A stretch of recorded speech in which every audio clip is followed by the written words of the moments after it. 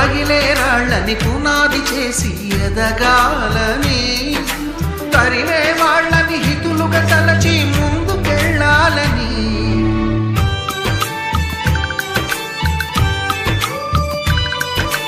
కన్నుల నీటిని కలల సాగుకై వాడుకోవాలని,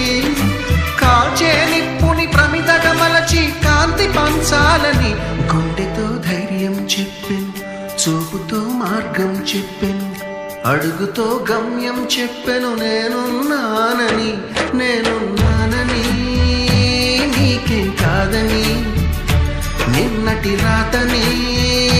మార్చేస్తానని.